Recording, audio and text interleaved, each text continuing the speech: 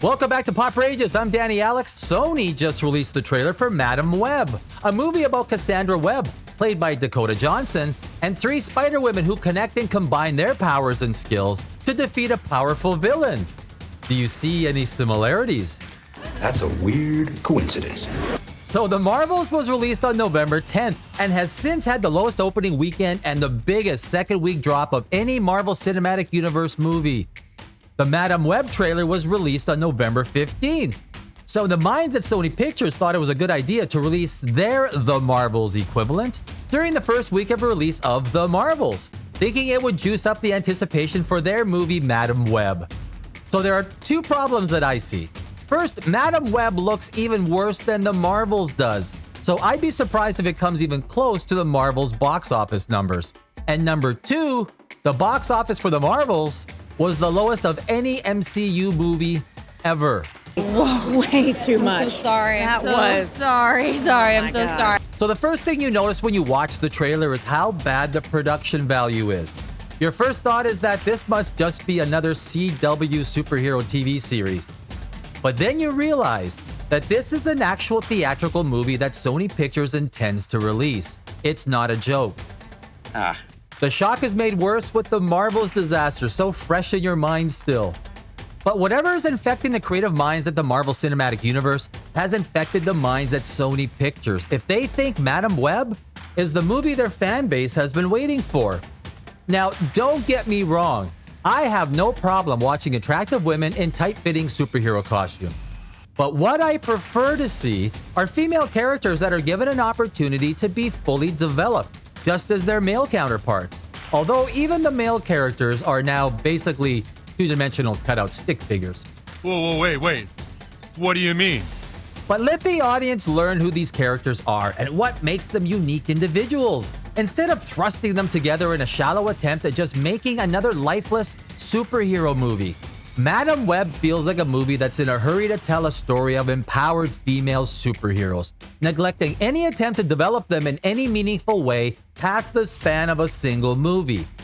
2 hours is nowhere near enough runway to tell a story where there are 4 protagonists. It just won't work. We'll find a way. We'll find a way.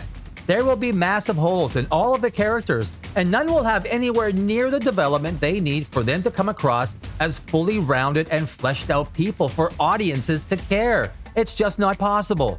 The studios seem to do this with their female superhero characters all the time.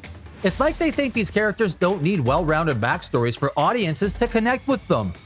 They end up creating uninspired situational action dramas where one scene just clumsily moves to the next, stringing us along in a series of unemotional plot points instead of drawing deeper meaning by allowing us to see events from the perspective of developed main characters and how events affect them. That's too much work. Instead, they use cringeworthy, nonsensical comedic bites combined with shallow on-the-nose dialogue to stand in for what they call character development. The trailer introduces us to Madam Web, who has the power to see the future after having a near-death accident as a paramedic. Now that's about as basic a catalyst for superpowers that you can get. Nice job writing, team. She is drawn to 3 other women who are all or will be Spider-Women: Anya Corazon, Mattie Franklin, and Julie Carpenter. Madam Web gets flashes of the villain Ezekiel Sims, the spider-powered villain dressed in some kind of low-budget Halloween costume. He's after the quartet of Spider-Women for reasons we're not supposed to know, nor does the trailer hint at any reasons why. But they do tell us how he got his superpowers. So who is he? Ezekiel Sims. He was in the Amazon with my mom when she was researching spiders right before she died. So that is the clearest example of on-the-nose storytelling that you can possibly have. Perhaps we can watch Dakota Johnson sitting in a chair by a fire, reading the script out loud to us. It would be just as entertaining. So the 4 Spider-Women realize they all know each other when they have a meeting in the forest. I recognize you. You live in my building. You're the paramedic. Yeah, you almost ran me over.